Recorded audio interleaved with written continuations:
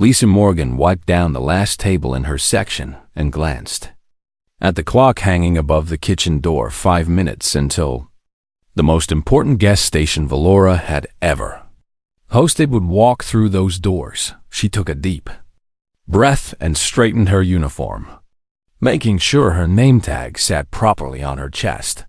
The Silver Comet restaurant had been her workplace for 2 years now, ever since she left the military and needed steady income to pay for her younger brother's medical treatments. Danny Cole, the restaurant manager, rushed past her carrying a tray of specially imported Draken crystalware. "Lisa, you're on the VIP table," he said without stopping, his voice tight with nerves. "Overlord Krennis doesn't want a full security detail, says it ruins the authentic experience. So just be professional and calm."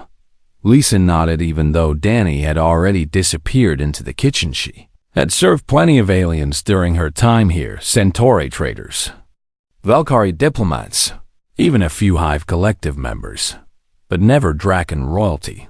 The Draken Empire controlled a quarter of known space, and their trade minister visiting a human-run restaurant was unprecedented. Station Valora itself was buzzing with the news. Greg Palmer, the station security chief, had posted extra guards around the promenade level where the Silver Comet was located. Lisa had seen them during her walk to work that morning.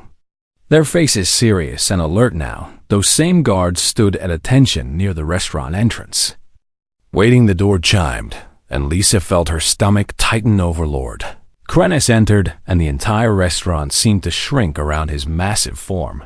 He stood nearly 3 meters tall, his scales gleaming crimson and gold under the soft lighting. His eyes were like molten amber, ancient and intelligent, sweeping across the room with the confidence of someone who had negotiated treaties before humanity had even reached Mars. Behind him came 2 smaller Draken guards, though they were still larger than any human in the room. Danny appeared instantly, bowing slightly as he greeted their honored guest. Lisa watched from her position near the kitchen, studying Krennis as Danny led him to the private booth in the corner.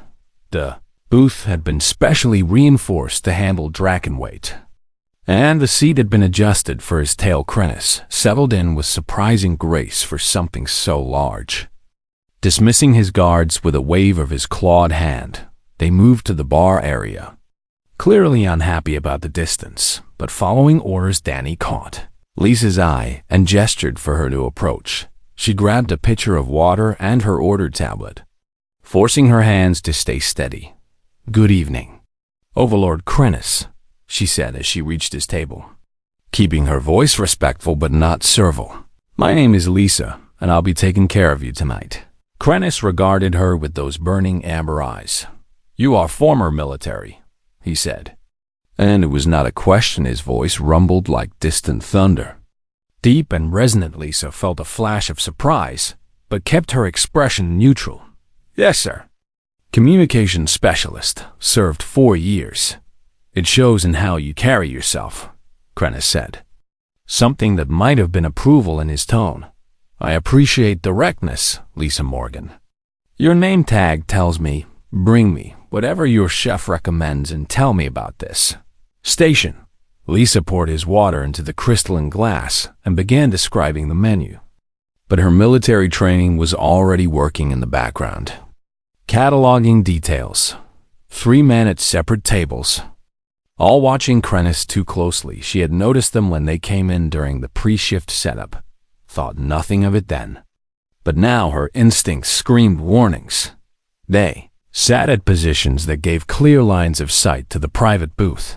They hadn't ordered food yet, just drinks. They weren't touching. Their body language was wrong, too tense, too focused. One of them had a bulge under his jacket that Lisa recognized from her weapons training station. Valora was supposed to be a peaceful trading hub. Weapons weren't allowed in public spaces. Her heart began to pound, but she kept talking, kept smiling, finished taking Krennis's order as she walked toward the kitchen. Her mind raced through possibilities. She could alert Greg Palmer's security team, but that would take time and cause a commotion. The 3 men would see the response coming. She could pull the fire alarm, but that might trigger them to act immediately. She could do nothing. Tell herself she was imagining threats, but Lisa had seen her brother lying in a hospital bed after the border conflicts, had watched an alien medic work for 6 hours, straight to save a human child she had never met before. That medic hadn't asked questions or worried about politics. She had just acted because it was right. Lisa made her decision. She grabbed a napkin from the service station and a pen from her apron. Her hands shook slightly as she wrote 3 words. Listen, exit now, armed. She folded the napkin and placed it on a small tray. With a fresh water pitcher, Danny called her name from the kitchen window, but she ignored him. Every step back to Krennis's table felt like walking through deep water. The 3 men were shifting in their seats now. One of them, reaching inside his jacket time, seemed to slow down as Lisa approached the booth. She set down the water pitcher with her left hand. Compliments on the house, she said clearly, placing the napkin directly in front of Krennis with her right hand. His eyes flicked down to it, then back to her face. For a long moment, nothing happened. Then Krennis picked up the napkin, as if examining the quality of the fabric. His expression never changed, but Lisa saw his pupils narrow slightly as he read her message. I just remembered, Krennis said, his voice carrying across the quiet restaurant. I have an urgent communication I must attend to privately. He stood smoothly, leaving credits on the table. Is there a back exit through your kitchens, young Lisa? Yes, sir. This way. Lisa's voice sounded calm even though her pulse hammered in her ears. She led him toward the kitchen, walking quickly but not running behind them. She heard chairs scraping. Move faster, Krennis said quietly. They had just reached the kitchen doors when the first plasma shot screamed across the restaurant. The blast hit the booth where Krennis had been sitting seconds ago, vaporizing the cushions. In a flash of blue fire, people screamed and dove under tables. More shots followed. Wild and angry, Lisa shoved through the kitchen doors with Krennis right behind her, his massive bulk surprisingly quick. Danny and the kitchen staff were already running for the emergency exits as alarms blared throughout the station. This way, Lisa shouted over the chaos. She knew these service corridors from 2 years of shifts, knew every shortcut and maintenance access. Greg Palmer's voice crackled over the station intercom, calling for security teams to converge on the restaurant. More plasma fire erupted behind them, the sounds of fighting echoing through the walls. Lisa led Krennis through a narrow passage that he had to squeeze through sideways, then down a maintenance ladder into the lower cargo levels. They could hear boots pounding above them, shouts in multiple languages. Finally, they reached a cargo bay that was currently empty between shipments. Lisa hit the door controls and they slid inside. She locked them manually, and then they waited in the dimness among the storage crates. Krennis was breathing hard but seemed unhurt. You saved my life, he said after a long silence. Why would you risk yourself for me? Lisa leaned against a crate, her legs suddenly shaky now that the immediate danger had passed. When I was in the military, my brother got caught in a crossfire during the border conflicts, she said.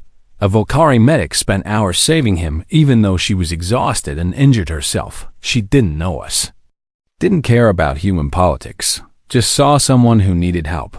She met Krennis's glowing eyes.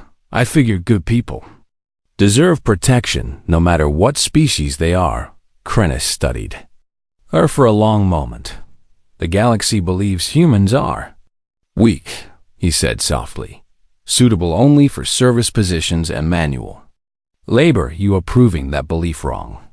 Before Lisa could respond, the cargo bay doors opened. Greg Palmer stood there with a full security team, weapons drawn. Overlord Krennis, are you safe?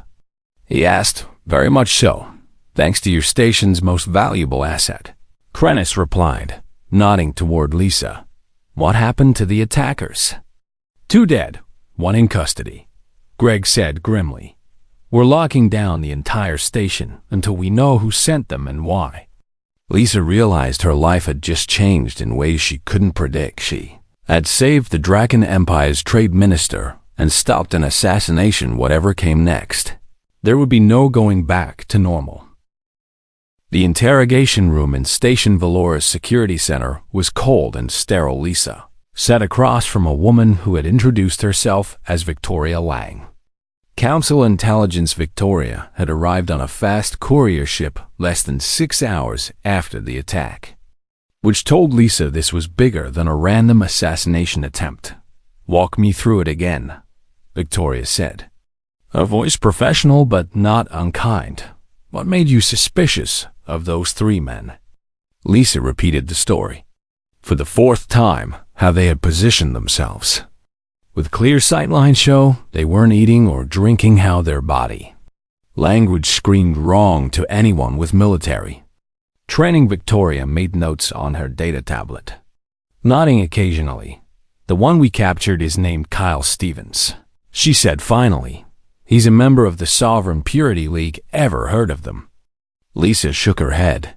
"They're an anti-integration terrorist group," Victoria explained. "They believe humans should stay separate from the greater galactic community. Think cooperation with aliens will destroy human culture." She pulled up a holographic image showing a complex web of connections. Stevens and his team were trying to kill Overlord Krennis to stop the Human-Draken Technology Exchange Treaty.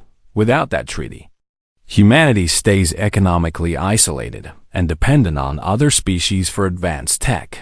Lisa felt sick. So they were willing to kill him to keep us weak? "They think they're protecting human purity," Victoria said with obvious disgust. "In reality, they're just keeping us poor and powerless." Stevens claims he acted alone with his cell. "But I don't believe him." She looked at Lisa directly. "You're a hero. You know that, right? You saved not just Krennis, but potentially the entire treaty." Lisa didn't feel like a hero. She felt tired and scared. "What happens now?" she asked. Victoria's expression turned sympathetic. "You're a material witness in a major investigation. We need you in protective custody until we're sure there are no other threats." "For how long?" "I don't know yet," Victoria admitted. "I'm sorry." When Lisa finally left the security center, Greg Palmer was waiting for her.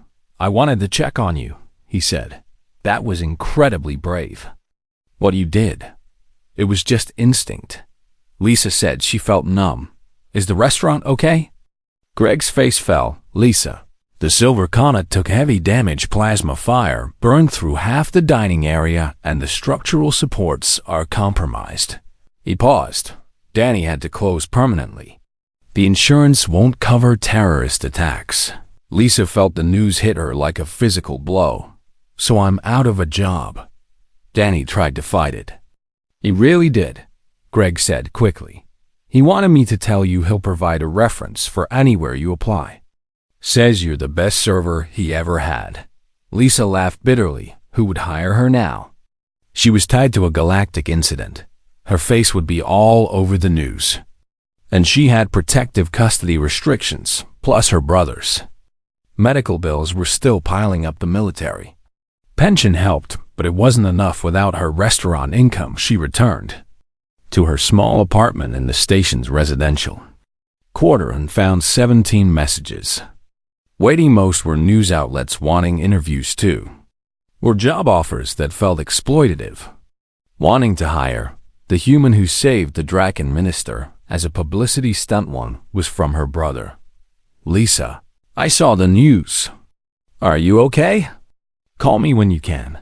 She called him back immediately. "I'm fine. Just shaken up," she told him. "How are you feeling?" "Better every day," her brother said. He was 19, recovering from the genetic disorder that had nearly killed him twice. "Lisa, what you did was amazing. Everyone here at the medical center is talking about it. I just did what felt right." "That's what makes it amazing," he said softly. "Most people freeze or run. You acted after they hung up." Lisa sat in the dark and wondered what came next. 3 days later, Overlord Krennis returned to the Draken homeworld, but he didn't forget about Lisa. Greg Palmer called her to the security office and handed her a data pad. This came through official diplomatic channels, he said. The message was from Krennis himself, Lisa Morgan. I have investigated human conditions within the Galactic Council framework. What I discovered troubles me deeply. Your species contributes significantly to galactic infrastructure, scientific research, and cultural exchange. Yet you are systematically undervalued and underpaid. Human innovations are often credited to other species who commercialize them. Human workers receive lower wages for identical work. This is unjust, and I intend to address it. Lisa read the words twice, not quite believing them. Meanwhile, Victoria Lang's investigation was uncovering a conspiracy that reached far higher than anyone expected. She called Lisa in for another meeting a week after the attack. We traced the funding for the Sovereign Purity League, Victoria said, her expression grim. 3 council members have been secretly supporting them. They knew about the assassination attempt and helped create the maintenance emergency that reduced station security. That day, Lisa felt cold. Why would council members want to kill Krennis?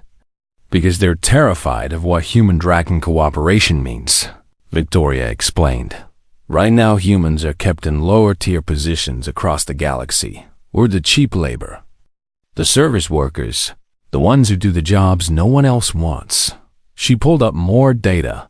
But if we partner with the Draken Empire, if we gain access to their military technology, and they gain access to our adaptability and innovative thinking, the power balance shifts dramatically. The current council leadership profits from keeping humans down. They charge us more for basic resources, pay us less for our exports, and maintain the status quo where humans are second-class citizens. Lisa thought about her brother's medical bills, about how the treatments that saved his life cost 10 times more for humans than for other species, about how she had worked 2 jobs for years and still barely scraped by. What happens to those council members? They're being removed from power, Victoria said with satisfaction. Krennis went public with what we found. It's all over the galactic news networks. She turned her tablet so Lisa could see. Her own face looked back at her from the headline. Human waitress's courage exposes galactic conspiracy. The story had gone viral across thousands of worlds. Lisa's quick thinking and Krennis's subsequent investigation had revealed corruption at the highest levels. People were calling her a hero, a symbol of human potential being suppressed. Job offers flooded in. But now they felt different. Everyone wanted to hire the famous Lisa Morgan. Not because she was a good server, but because she was a galactic celebrity. She hated it all. She had wanted was to help someone in danger now. Her privacy was gone, and strangers across the Yos galaxy knew her name. 2 weeks after the attack, a new message arrived from Krennis. This one was a formal invitation. Lisa Morgan, I request your presence on the Draken homeworld. I have a proposal that I believe will interest you and benefit both our species. Your courage revealed truths that needed to be spoken together. We can create lasting change. Lisa stared at the invitation for a long time. Going to the Draken homeworld meant leaving everything familiar behind. It meant stepping fully into the galactic spotlight she had been trying to avoid, but it also meant maybe, finally, making a real difference. She thought about her brother recovering because an alien medic had cared enough to help. She thought about all the other humans struggling under an unjust system. She thought about the napkin she had handed to Krennis. Those 3 simple words that had changed everything. Sometimes courage meant doing something terrifying because it was right. Greg, she called into her unit. Can you help me? Book passage to Draken Prime? You're actually going? He asked. Lisa said, surprised by how certain she felt. I think I am.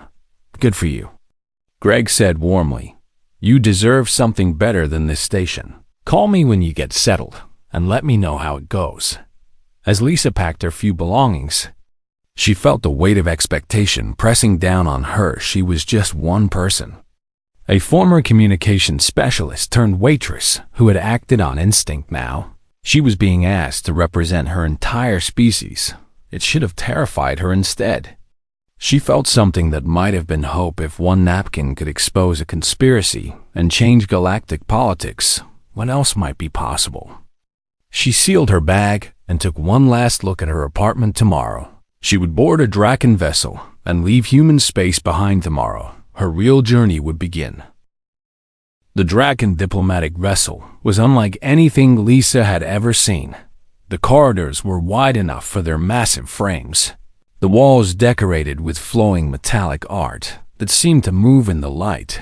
Everything was scaled for beings twice her size, making her feel small but not unwelcome. The crew treated her with a respect that felt genuine rather than forced. They called her the one who saw clearly in their language, which the translation implant rendered as something close to truth seeker. Lisa spent the 3-day journey learning about Draken culture from the ship's cultural liaison, a smaller female Draken named Dizes. "We value honor above all things," Dizes explained as they sat in the observation deck, watching stars stream past. "When someone saves a Draken life, they create what we call fire debt, a bond that cannot be broken or ignored. Overlord Krennis owes you fire debt." She continued, "Among my people, this is sacred. He will spend his life ensuring your well-being and success because you gave him the gift of continued existence." Lisa felt uncomfortable with the weight of that obligation. "I just did what anyone should do." Tice's laugh rumbled like distant thunder.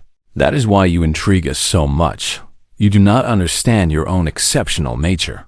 Most beings would have prioritized their safety, would have convinced themselves the danger was imaginary. You acted on incomplete information because the risk of being wrong was someone's death." The ship dropped out of faster-than-light travel, and Lisa got her first look at Draken Prime. The planet hung in space like a massive ruby, its atmosphere tinted red from the unique gases that Drakens breathe. 3 moons orbited it, and a vast shipyard network surrounded the entire system. This was the heart of an empire that controlled quadrants as they descended through the atmosphere. Lisa saw cities that gleamed with metal, and crystal towers rose kilometers into the sky, connected by bridges wide enough for Draken air traffic. Everything was built on a scale that made human architecture look like children's toys. The ship landed at the diplomatic port, and Krennis himself was waiting. "Lisa Morgan," he said, his voice formal but warm. "Welcome to our world. I hope your journey was pleasant." "It was enlightening," Lisa replied honestly. Krennis led her through the port to a waiting transport. The streets of the capital city thrummed with active Atidrakons, moved with purpose and grace despite their size. Going about their business, some stopped to stare at Lisa. Humans were rare here, but no one was hostile. They arrived at a building that Dizes identified as the council hall, where Draken leadership met. Inside, the chambers were magnificent, carved stone walls depicted historical battles and treaties.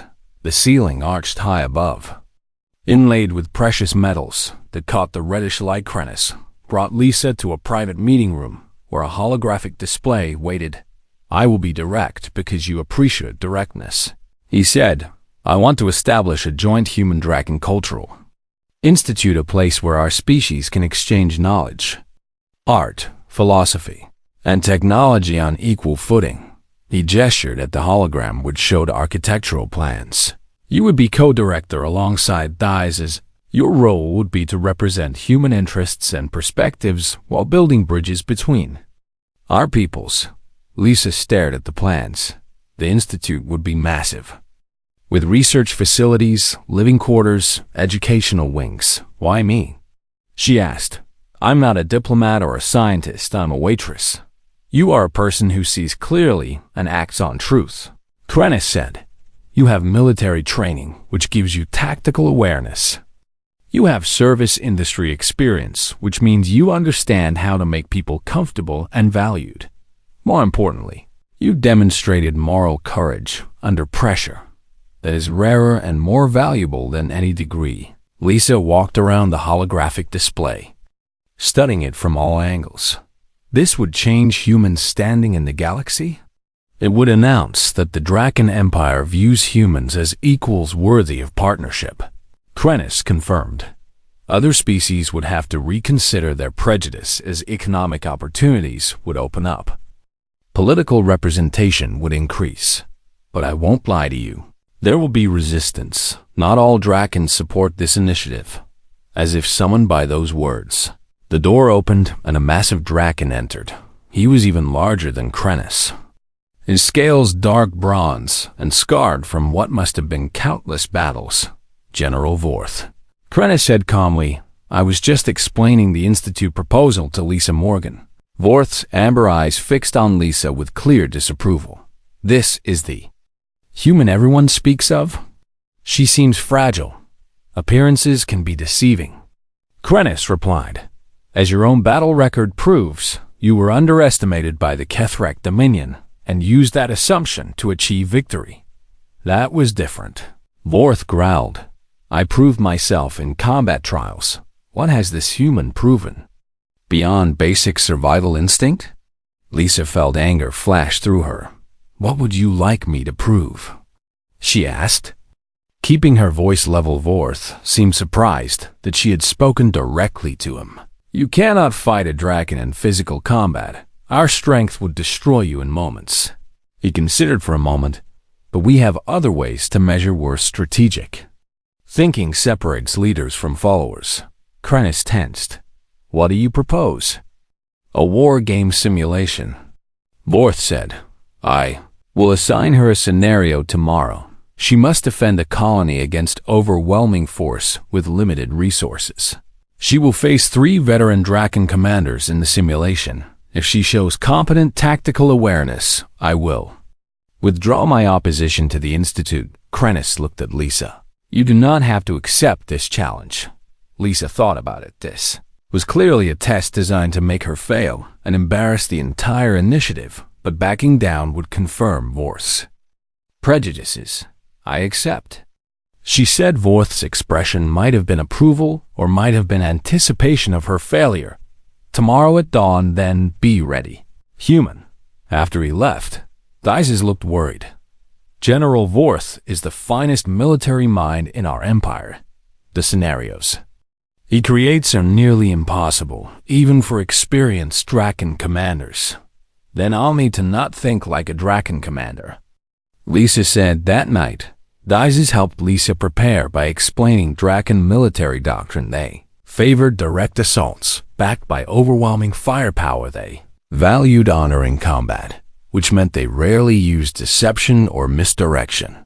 They believed in fighting from positions of strength. Lisa listened carefully and began forming a plan the next morning. She entered the simulation chamber. It was a massive spherical room with holographic projectors covering every surface. Vorth stood at the control console with 2 other Draken officers she didn't recognize. The scenario, Vorth announced, his voice echoing in the chamber. You are defending Colony Outpost 7 with 200 settlers. Minimal weapons and no reinforcements. You face a force of 2,000 raiders who want the colony's resources and will kill everyone to take them. You have access to the colony's basic systems, some construction equipment, and the natural terrain. Survive for 6 hours until relief forces arrive. The simulation activated around Lisa. She found herself standing in a virtual command center overlooking a small settlement nestled in a valley. The terrain was rocky with narrow passes leading in from 3 directions. The raiders appeared on sensors.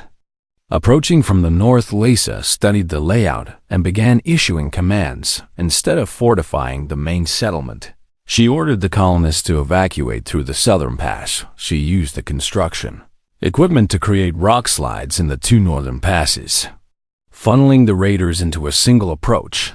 Then she set traps. The colony had mining charges used for excavation. Lisa planted them along the remaining paths. She positioned the few armed defenders not at the colony, but in the high rocks overlooking the pass when the raiders entered. Expecting to find a fortified settlement to assault, they found an empty colony. Confused, they spread out to search. That's when Lisa triggered the mining charges. The explosions brought down half the pass, killing hundreds of raiders and scattering the rest. Her defenders picked off stragglers from elevated positions. The raider commander realized too late that his forces had been funneled into a kill zone. He tried to regroup and find alternate routes, but Lisa had already collapsed the other passes. The raiders couldn't reach the actual colonists, who were safely hidden in caves miles away. After 3 hours of frustrated attempts, the raider force retreated. Lisa had defended the colony without fighting a single traditional battle. The simulation ended and the room returned to normal. Vorth stared at her with an expression she couldn't read. "You used our own tactical assumptions against us," he said finally. "We would have fortified the settlement and fought to hold it. You abandoned territory we expected you to defend. You turned our superior numbers into a disadvantage by controlling the terrain." One of the other Draken officers spoke up. "The mining charges were clever, using civilian equipment as weapons, and evacuating the civilians immediately removed your weakness." The third officer added, "We would have tried to protect them in place. You removed them from the equation entirely." Vorth approached Lisa and she forced herself not to step back from his massive presence. "You fought with human tactics," he said. "Misdirection. Using environment creatively, turning weaknesses into advantages." He extended one clawed hand. "These are perspectives we Drakens lack because we rely on strength. The Institute will benefit from such thinking. I withdraw my opposition." Lisa shook his hand, her entire hand disappearing in his grip. "Thank you, General." After the simulation, Krennis found her in the 6 months after the War Game simulation. The Human Draken Cultural Institute took shape in the space near Station Valara. Lisa watched from the observation deck as construction crews assembled the final sections. The Institute was built on neutral ground claimed by neither human nor Draken territory. A symbol of partnership rather than dominance stood beside her, both of them reviewing the staffing applications on data tablets. "We have received 3,000 applications for 200 positions," Dices said. "Humans and Drakens both want to be part of this." Lisa scrolled through the names and qualifications. Engineers who wanted to collaborate on new technologies, artists hoping to blend their cultural traditions, scientists eager to share research methodologies, teachers ready to learn new ways of understanding the universe. "Look at this one," Lisa said, highlighting an application. It was from her former manager, Danny Colhe. Wanted to run the Institute's hospitality operations and create fusion cuisine combining human and Draken culinary traditions. He would be excellent. Dices agreed. "Your species has a gift for making others feel welcome. Drakens are warriors and scholars, but we lack the human touch for hospitality." Lisa approved Danny's application immediately. Having a familiar face from her old life would help ground her in this new role. The Institute officially opened 2 months later, with a ceremony attended by representatives from across the galaxy. Lisa stood on the stage beside Krennis and Dices, feeling the weight of thousands of eyes watching. "Today we begin a new chapter," Krennis announced, his voice carrying across the vast assembly hall. "The Human Draken Cultural Institute represents what is possible when species meet as equals, rather than as superior and inferior. For too long the galaxy has underestimated humanity. We have seen their service as weakness rather than strength, their adaptability as instability rather than resilience. Lisa Morgan showed us the truth. Humans possess courage, tactical brilliance, and moral clarity that our empire values deeply." When it was Lisa's turn to speak, she kept her words simple. "My people have always been explorers and bridge builders," she said. We came to the stars hoping to find our place among you. This institute is proof that when we work together, we all become stronger." The applause was genuine and loud over the following months. The institute thrived. Human engineers partnered with Draken metallurgists to create alloys that were lighter and stronger than anything either species had developed. Alone human medical researchers worked with Draken geneticists, making breakthrough treatments for diseases that had plagued both species. Danny's restaurant became famous across the sector. He created dishes that honor both cultures, finding unexpected harmonies between human spices and Draken protein preparation. The waiting list for reservations stretched for months. Lisa found herself working 18-hour days. She mediated disputes between researchers who had different approaches to problems. She organized cultural exchange programs and educational symposiums. She handled press inquiries from across the galaxy as news outlets covered the Institute's success, but not everyone was happy about the changes. The Sovereign Purity League still existed even though their leadership had been arrested. They saw the Institute as a betrayal of human independence. 3 months after opening, Lisa received a death threat. Greg Palmer, who had been promoted to Director of Security for the entire Station Valora complex, took it seriously. "We've increased security around the Institute," he told her during a secure call. "Victoria Lang's people are tracking the threat, but we need you to be careful." Lisa refused to hide. "If I act scared, they win. The whole point of this is showing that cooperation isn't weakness." A week later, the Sovereign Purity League made their move. It happened during a joint presentation by Human and Draken scientists unveiling a new faster-than-light drive system. Lisa was in the audience with over 300 attendees when the lights went out. Emergency systems kicked in immediately. But in those few seconds of darkness, someone planted an explosive device near the main power core. Greg's security teams found it before it detonated. The bomb was crude, but would have been effective. It could have killed dozens and destroyed months of research. Victoria Lang arrived within hours to investigate. "The device has Sovereign Purity League markings," she said grimly, "but the sophistication suggests they had help from someone with engineering knowledge." She pulled up security footage showing a human man in an Institute maintenance uniform planting the device. "We're analyzing the footage now. We'll find him." Krennis called an emergency meeting of the Institute leadership. "This attack cannot go unanswered," he said, his voice tight with controlled anger. "These terrorists tried to murder hundreds of people simply for learning from each other." Lisa felt the same anger, but also a deep sadness. "They're scared," she said quietly.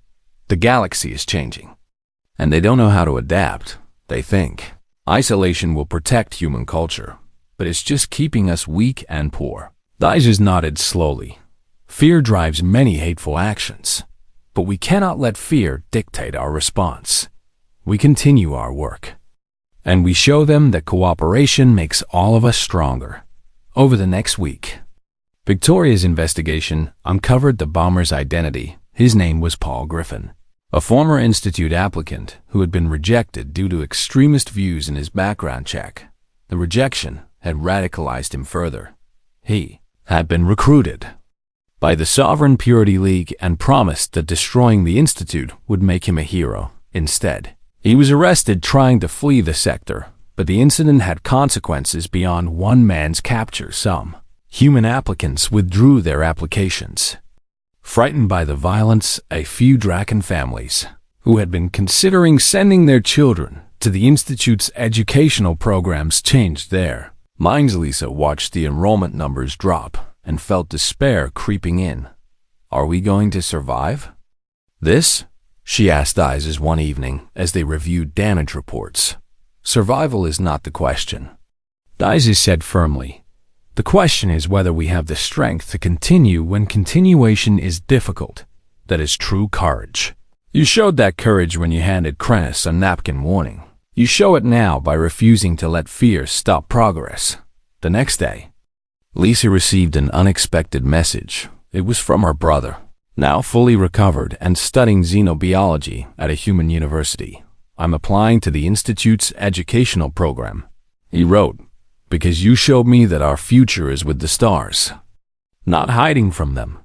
I want to learn Draken biological sciences and bring that knowledge back to help other humans. We deserve access to the best medical care in the galaxy. His message was followed by 20 other students who had hesitated. We're now applying. Families who had been scared were reaching out. The attack had backfired. Instead of frightening people away, it had shown why the Institute mattered. If extremists were willing to kill to stop human-Draken cooperation, then that cooperation must be threatening their hateful worldview. 1 month after the bombing attempt, enrollment was higher than ever. Lisa stood in the main courtyard, watching students from both species working together on a group project. They were designing a habitat that could support both human and Draken environmental needs. The collaboration required them to understand each other's biology, culture, and practical requirements. It was exactly what the Institute was meant to. The Crinus found her there. I have news, he said. The Galactic Council is voting next week on a formal recognition of the Institute. If it passes, we will receive official funding and protection under Council law. That's incredible, Lisa said. It is also a target, Crinus warned. Recognition means we become a legitimate threat to those who profit from human subjugation.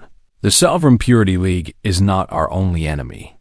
Lisa thought about the past year, about how one moment of choice in a restaurant had led to all of this, about the thousands of lives already changed by the Institute's work, about the future they were building together. Let them come, she said firmly. We're not stopping. Crinus's expression might have been pride. You have grown much since we first met. You lead now with confidence and vision. I learned from the best, Lisa replied. The council vote happened on schedule. The measure passed with a strong majority.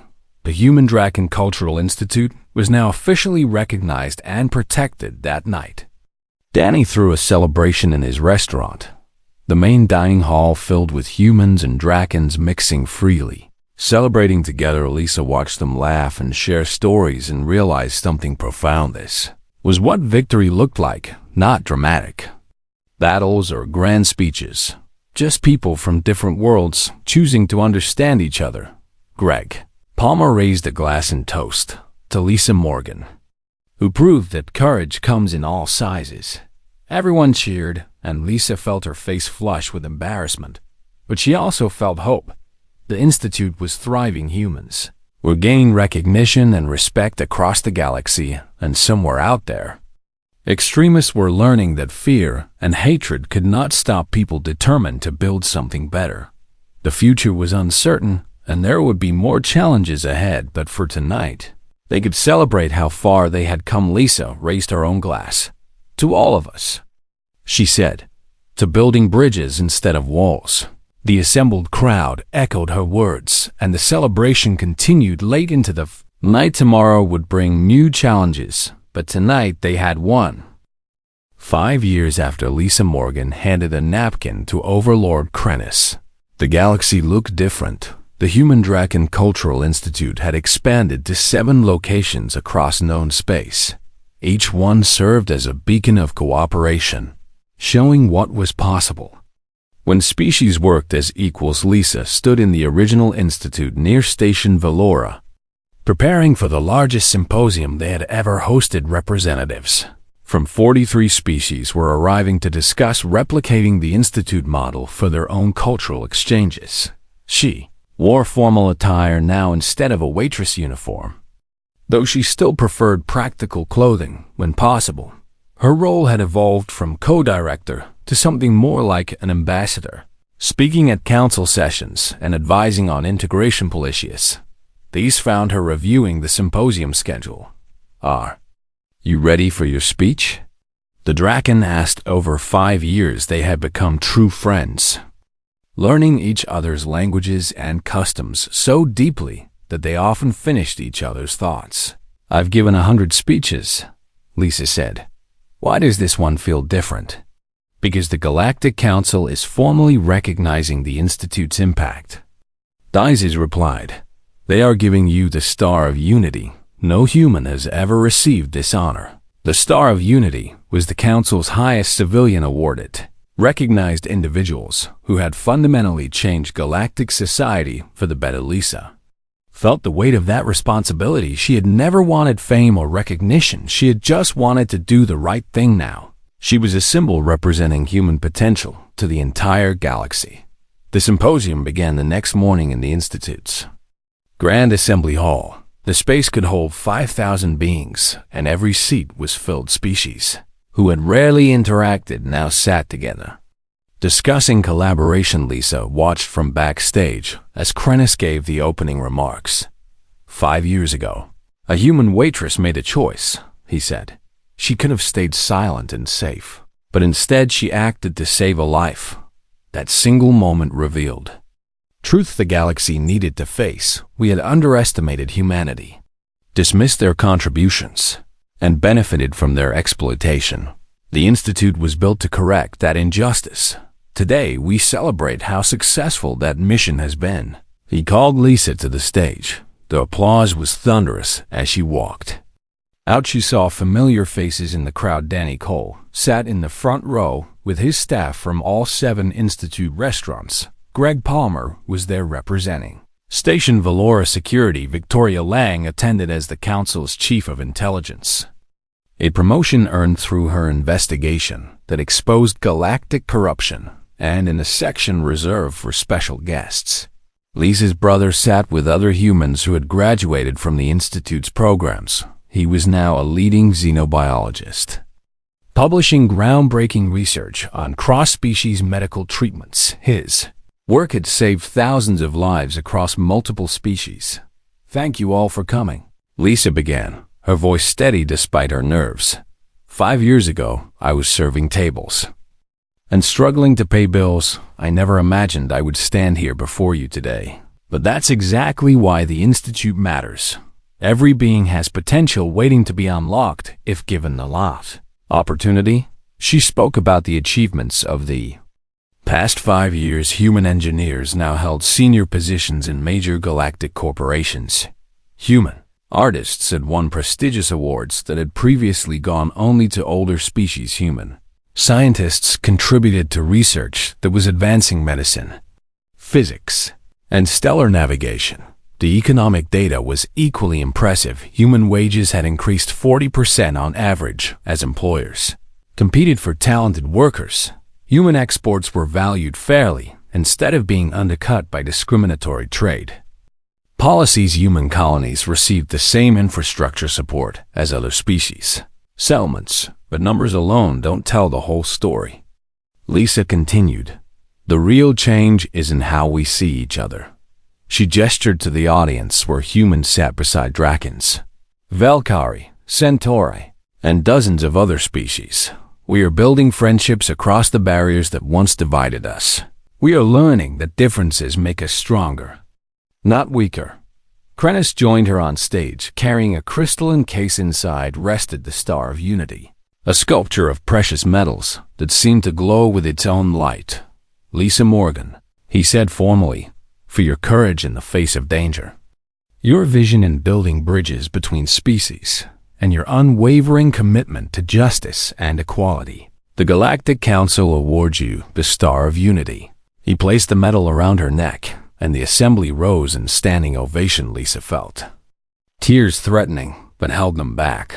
This moment belonged to everyone who had worked to make the Institute succeed. After the ceremony, Lisa spent hours greeting attendees and answering questions about starting similar programs. A young Valkyrie diplomat asked how to overcome resistance from traditionalists. "Tell them that tradition isn't about staying the same," Lisa advised. "It's about carrying forward the best of what we are. If your traditions value honor or wisdom or compassion, show them how cooperation honors those values better than isolation." An older Centauri scientist wanted to know how to convince his people to share their advanced technology with younger species. Ask them if they remember when they were young and someone older helped them learn.